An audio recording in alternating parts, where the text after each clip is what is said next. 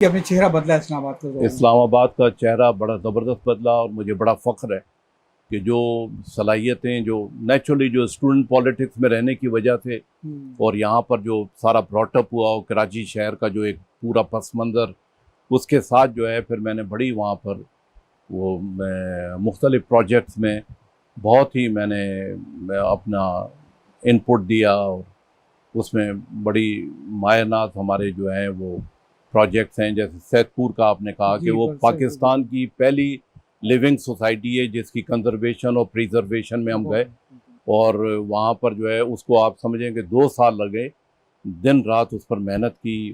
तो उसमें जो सैदपुर का प्रोजेक्ट एक था, दूसरा हफ्तावार बाज़ार जो है आप ये समझें कि जो उसमें पूरी हमारी चेंबर ट्रेडर्स और उस वक्त के MNA वो सब मुखालिफ थे और चेयरमैन CDA नहीं बोलता था उस मीटिंग में, वहाँ पे जाकर किया। फिर सबसे आइडियल अगर आपने बाजार देखे हो H9 के और G6 के बेहतरीन बाजार, मतलब जुम्मा इतवार और मंगल बाजार, मतलब वो आप रिटायरमेंट में बैठे तो आपको एक सुकून के लिए कोई चीज होती है कि मैं कहता हूँ कि जी मुझे इतनी दुआएं मिलती हैं। वो जो बाजार में हजारों फैमिलीज हैं और मुझे उस वक्त आप यकीन करें कि मैं फर्ते जज्बात जिसको कहते हैं, बहुत सारे इस तरह के लोग मिलते हैं जो कहते हैं कि सर आपका बहुत, शाह साहब आपका बहुत शुक्रिया, और आपको पता है मैं तो फटी चप्पल में आया था, अभी मैंने ढोक हस्सू में जो है मैंने कोठी बना ली है, और इस तरह से तो मतलब बहुत सारे। फिर सैनिटेशन का जो डायरेक्टरेट है उसको मैंने, जो इस्लामाबाद की जो सफाई वाला मामला था, सॉलिड वेस्ट मैनेजमेंट, उसको एक साइंटिफिक तरीके से मैंने किया। मैंने directorate of sports and culture, वहाँ पे जो एक कहते थे ना कि खूबसूरत कब्रिस्तान है, तो फिर हम मार्गला फेस्टिवल, उसमें बहुत सारे प्रोग्राम वो करवाए।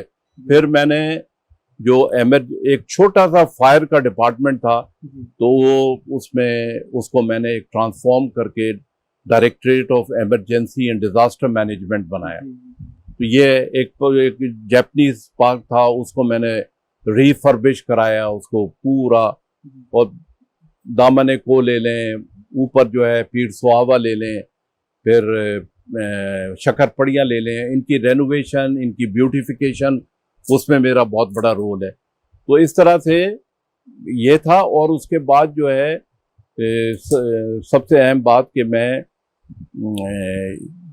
वाहिद CDA का अफसर था कि जो सेक्शन 10 के तहत डेपुटेशन पर गया as joint secretary federal government में, पॉलिसी मेकिंग में मैं रहा, joint secretary labour and manpower रहा, ज्वाइंट सेक्रेटरी कैबिनेट रहा, DG रहा, MD NTD रहा, DG स्पेशल एजुकेशन रहा, DG वर्कर्स एजुकेशन रहा। तो ये इस तरह की बहुत सारी जो मेरी पोजीशंस थी उसमें मैंने काम भी बहुत किए।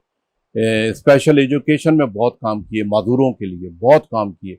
अच्छा। और जो वो मतलब पोर्टफोलियो में आपको मालूम है, लेकिन आपके प्रोजेक्ट्स में नहीं मालूम। हाँ जी, प्रोजेक्ट्स, बहुत सारे प्रोजेक्ट्स किए, क्योंकि जो DG स्पेशल एजुकेशन का जो था ये डिवॉल्व हो गया था 18वीं तरमीम में, तो ये सारे इख्तियारात जो हैं सूबों को चले गए, तो फेडरल गवर्नमेंट के पास तो कुछ भी नहीं बचा था। जिस वक्त मैंने टेक ओवर किया तो आप समझ लें कि बजट कुछ भी नहीं था, सूबों को चला गया। मैंने तमाम उधर वहाँ पे NGOs को बुला के कहा कि अब तुमने चलाना है, हम उसकी सारा उसको मैनेज करते थे, मुख्तलिफ प्रोजेक्ट्स और मुख्तलिफ जो है उसमें चारों डिसेबिलिटीज़ जो हैं उनको हम फराम करते थे। इसी तरह से वर्कर्स एजुकेशन में इधर सिंध से लेकर पाकिस्तान में जो स्कूल और कॉलेजेस हमने बनाए, जब मैं जॉइंट सेक्रेटरी था लेबर एंड मैन पावर का, और इस तरह से बहुत सारे काम हैं उसमें।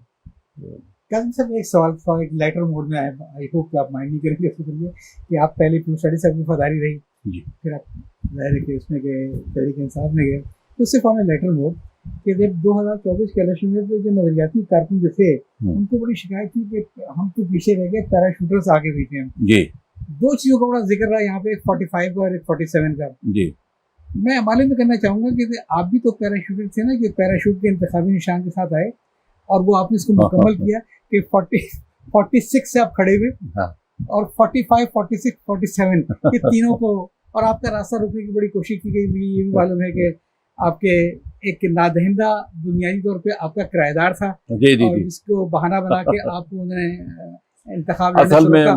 मैं 45 के फॉर्म पे 45 वोट क्यों आए? नहीं, क्या हुआ? वो जो है ना उसका जो बड़ा मजेदार जो उसका है, वो बिल्कुल आपने ठीक कहा, पैराशूटर जो देखें। नहीं, मैं तो आपके इंतखाबी निशान की बात नहीं कर नहीं रहा नहीं, पैराशूटर भी थे ना, जी, जी, मतलब पीटीआई में पैराशूटर भी थे ना, जी, जी।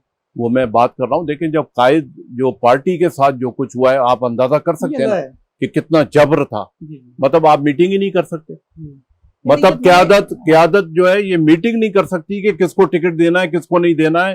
खामोशी से टेलीफोन पर तो बातें होती थी। जी, 2 दिन पहले मुझे क्यादत ने कहा कि आपने नॉमिनेशन फाइल करना है, तो मैं हैरान रह गया कि भाई, मैंने कहा कि इस वक्त तो उतना टाइम है ना, उनका करें, हमें कुछ नहीं पता कि किसके रिजेक्ट हो जाएं और खाली ना चला जाए। उस वक्त तो 45 और 47 का तो हमें पता ही नहीं था ना। सही बात है। ये तो वो मरहला था ना कि जिसमें आप नॉमिनेशन फाइल कर रहे हैं और पीछे से आकर जो है नामालूम लोग आपको उठा के ले जा रहे हैं। तो वो उस वक्त मुझे क्यों, उसकी वजह ये थी कि इमरान खान 9 मई के बाद जो है, 9 मई के बाद तो आपको पता है जो फस्तायत जो थी अपने उरूज पर थी। तो 9 मई के बाद जो है जितने भी इमरान खान के केसेस थे, बहैसियत वकील मैं उसमें, मतलब हम अदालतों में जाते थे, अदालतों में शरीक होते थे। फिर इमरान खान, हाँ बहुत सारी, और इमरान खान का जो है फिर नेचुरली वो गिरफ्तारी हुई। उसके बाद पीटीआई तो अंडरग्राउंड चली गई, पीटीआई के जो लोग थे वो अंडरग्राउंड चले गए सारे। तो हम वकील जो है उस हर कोई 15-16 वकील होते थे। जब इमरान खान बाहर थे तो हम होते थे, और उसके बाद हम अदालतों में आते थे, इमरान खान आते थे, और इमरान खान को देखकर जज जो है आधे घंटे बाद आता था, छोटा सा जज, वो उसको सिर्फ ये देखता था इमरान खान आ गए तो इमरान खान आ गए, तो अब उसके आधे घंटे बाद वो अंदर आएगा, वो सिर्फ, तो वो फिर हम खान साहब के साथ तो हमारे, मैं ये समझ गया हूँ कि आपने पार्टी के हुक्म पे नहीं, वो इमरान खान की जो उस पर है ना, जी। तो फिर हमारी डिस्कशन होती थी सारा कुछ। तो वो बहरहाल हमें कहा गया। उसके बाद मसला ये था कि ये जो सिकंदर सुल्तान राजा, ये सीडीए में मेरे साथ मेरा कुलीग था, डायरेक्टर था, चीफ इलेक्शन कमिश्नर, ये डायरेक्टर लैंड था, मैं डायरेक्टर एनफोर्समेंट था, और दोनों का साथ। तो एक तो इन्होंने कोशिश की थी, और एक दूसरा जो है हमारा तारिक फजल जो एमएनए का कैंडिडेट था, उन्होंने ये फैसला किया था कि मुस्तफैन के पेपर्स किसी तरह से भी थ्रू ना हो। अगर चीफ इलेक्शन कमिश्नर ये बैठा हुआ सोच रहा है तो किस तरह से मेरे थ्रू होते। तो मेरा हुआ।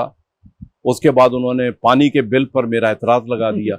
जस्टिस अरबाब आरिफ ने वहां पे आरओ किए, बहुत क्लास ली और मेरा क्लियर कर दिया। मेरे क्लियर करने के बावजूद इलेक्शन कमीशन ने मेरा नाम जो है नोटिफाई नहीं किया, तो नेचुरली फिर मैं कंसीडर नहीं हो सकता था एज ए कैंडिडेट। तो उसके तकरीबन जब वो 12 बजे रात के टाइम खत्म हो गया तो 2 दिन के बाद मेरा नाम आ गया। अच्छा। और नेचुरली जब उस वक्त पार्टी ने फिर दूसरा, अब मसला ये है कि मैं उस शहर का एक नोन पर्सन था, जो मेरे इतने सारे प्रोजेक्ट तो शहरी जानते थे। अब जो हमारे तीनों देखें, इस दफा तो इमरान खान को पड़े हैं वोट, तो ये तो खंबा वोटिंग जो है ना, खंबा उसकी जो कहते हैं, तो हमारे जो तीनों जो कैंडिडेट थे ना, 46, 47, 48, तीनों के तीनों इस्लामाबाद के शहरियों के लिए कोई नोन पर्सन नहीं थे। सही। मतलब जैसे 2 शोएब शाहीन और बुखारी, ये दोनों जो है वकीलों में जाने पहचाने जाते हैं, तो आमिर मुगल जो है वो भी नहीं, तो तीनों मतलब शहरियों में नहीं जाने पहचाने जाते। एक सवाल मेरे ज़हन में रह गया जी जी, और वो था तलबा यूनियन पाबंदी। जी जी, एक निहायत ही गलत फैसला जी। अच्छा, इसको थोड़ा सा रिवर्स किया था बेनजीर ने जी, इमरान खान ने बेनजीर क्यों किया, इसको रिवर्स क्यों किया? नहीं, देखें, एक तो सबसे पहली बात है कि तलबा यूनियन को जो बैन हुआ वो इतना गलत फैसला, और यकीनन वो तो सारा जनरल ज़िया का। अब आप ये देखें कि ट्रेड यूनियन जो है, जैसे मजदूरों की यूनियन है, वकला की यूनियन है, डॉक्टर्स की है या दूसरे हैं, सब कायम है। तलबा की जो यूनियन है उसको कायम होना जो है बहुत ज़रूरी है। और वो क्यों नहीं हो रही? क्योंकि वहाँ से आपकी लीडरशिप निकलती है। तो तलबा यूनियन का जो वजूद होता है ना, उससे ट्रेनिंग होती है आपकी जमहूरियत की, कि जमहूरियत है क्या, उसकी ट्रेनिंग होती है पूरी आपकी। एक कैबिनेट होती है, कैबिनेट वो काम करती है जिस तरह से वफाकी काबीना है, सिंडिकेट है, सेनेट है, वो पूरा एक है। लोग जो स्टूडेंट्स हैं उनको अपने हुकूक का पता चलता है, हुकूक के लिए वो तलबा यूनियन को रुजू करते हैं और तलबा यूनियन उनकी नुमाइंदगी करती है और उनके हुकूक दिलवाती है। ये सारी बातें ना मार्शल को पसंद है ना सियासी जमातों को। ये तमाम सियासी जमातें, मैं किसी एक को भी बार नहीं कर रहा, यही रोना है ना कि तमाम सियासी जमातों को मिला तो हाँ, तो वो अब ये देखें ना कि अब ये जो एजुकेशन है ये तो अब प्रोविंशियल सब्जेक्ट है ना। डेवोल्यूशन के बाद 18वीं तो इन्होंने बिल भी पास किया सिंध गवर्नमेंट ने, तो सिंध गवर्नमेंट को तो इम्प्लीमेंट कर देना चाहिए था, तो यहाँ पर तो कम से कम इम्प्लीमेंट हो जाता, मगर उन्होंने नहीं किया क्योंकि उनको ऊपर से इजाजत नहीं थी, क्योंकि वो आजाद जमात नहीं है, ऊपर से वो इंस्ट्रक्शंस लेते हैं। एस्टेब्लिशमेंट नहीं चाहती कि तलबा यूनियंस जो हैं उनका अमल शुरू हो, तो इसलिए आज की पीपल्स पार्टी उसमें कोई मतलब मैं तो ये कहूँगा, अगर आप चाहें इसमें इख्तलाफ करें कि एक होता है ना गवर्नमेंट का एजेंडा, एक होता है नेशनल एजेंडा, इसमें कोई कंसेंसस हो तमाम लोगों का, तमाम गवर्नमेंट्स का, चाहे किसी भी गवर्नमेंट हो, तो it should be on agenda item number 1 कि हमें अपनी तालीम को इम्प्रूव करना है, बिल्कुल, और हमें अपनी जितनी तालिबी यूनियन है उनको बहाल करना है, क्योंकि वही होंगी तो फिर बाकी सारे रास्ते रुकेंगे। बिल्कुल, तो इसको एजेंडा आइटम नंबर 1 और तमाम हमको अपने अपने लेवल पे तमाम पॉलिटिकल पार्टीज को उठाना चाहिए, क्योंकि अफसोस तो होता है ये लोग तो आएंगे चले जाएंगे, सबको उठाना चाहिए। और अब तहरीक इंसाफ का भी यही होगा जी, क्योंकि तहरीक इंसाफ की जो अब जो शक्ल है वो डिफरेंट आ रही है जी। पूरा तहरीक इंसाफ में एक फिल्ट्रेशन का प्रोसेस हुआ है जी। जो डेपुटेशनिस्ट हैं वो निकल गए वहां से जी, ठीक है जी। अब जो है ना वो एक रियल शेप में आ रही है, और इंशाल्लाह ताला आप देखेंगे आगे चलकर वो सारी जो जेन्युइन जो इश्यूज हैं उसको एड्रेस करेगी। चलिए लेट्स होप, क्योंकि बहरहाल एक पॉपुलर सपोर्ट जो है तहरीक इंसाफ उसमें कोई शक नहीं है, लेकिन ये अलग बात है कि जो 2018 में ऐसे जो कैबिनेट बनी थी खान साहब की, उसमें 1/3 तो दूसरे लोगों के लोग आए थे जी जी जी, 1/3 उनके पैराशूटर्स आए थे और 1/3 उनके डेपुटेशनिस्ट थे ना जी। बस तो अब वो उसकी सजा मिल गई ना हमें तो अब जो है इंशाल्लाह अब जो अगला दौर होगा ना वो आप देखेंगे कि पीटीआई का कैसे होगा। आपने यहाँ पे कराची में अशर देख लिया, 17 सीटें एमक्यूएम। आप सोचें एमक्यूएम जो है जो 5000 से ऊपर वोट नहीं ले सकती, उसको सीटें दे दी हैं आप। ये फैसले कहीं और ही होते हैं ना। हाँ तो और वो जो है वो बहुत मतलब फखरिया अंदाज में बयान करते हैं कि जी ये इस तरह से हुआ और हमने जो है, भाई आपको 5000 वोट नहीं पड़े हैं और 17 सीटें या 15 कितनी सीटें ले ली इन्होंने। मुस्लिम साहब बहुत अच्छी गुफ्तगू रही और रहनी चाहिए। आप कोई नौजवानों को पैगाम देना चाहेंगे? देखें जी, जिनके अंदर एक उमंग है जी अपने अपने वक्त के अंदर जाके काजी बनने की, सबसे पहली बात जामे बनने की, वो क्या करें? सबसे पहली बात यह है कि मैं बड़ा मतलब मुझे बड़ा अफसोस होता है आज के नौजवान को कि जो जिन हालात में वो ज़िंदगी गुजार रहा है और जो उसको सहूलियात मिलनी चाहिए थी, जो उसको एक जमहूरी फ़ज़ा मिलनी चाहिए थी, ये कितनी बड़ी बदकिस्मती है कि वो किस दौर से गुजर रहा है और किस दौर में उसने ये अपनी जवानी का दौर जो है उसको अबूर कर रहा है। तो ये सबसे बड़ी बात और उसका रिग्रेट, और हम भी उसमें ज़िम्मेदार हैं, हम भी शामिल हैं उसमें कि हमने वो उसको ना आसाइशें दी हैं, ना उसको माहौल दिया है, ना उसको फ़ज़ा दी है, और वो बहुत कुछ करना चाहता है। और आप ये देखें कि फिर वो मजबूर होकर जो है, आपको पता है कि कितनी माइग्रेशन हुई है लास्ट 2 ईयर्स में, कितने लोग पाकिस्तान को छोड़ के चले गए क्योंकि उनको उम्मीदें टूट रही हैं उनकी। यहाँ पे ना डेमोक्रेसी है, ना यहाँ पर आप आज़ादी इजहार है। उम्मीद की किरण तो दिखा दिया हमें, उम्मीद की किरण इमरान खान, इंशाल्लाह इमरान खान अब बाहर आने वाला है।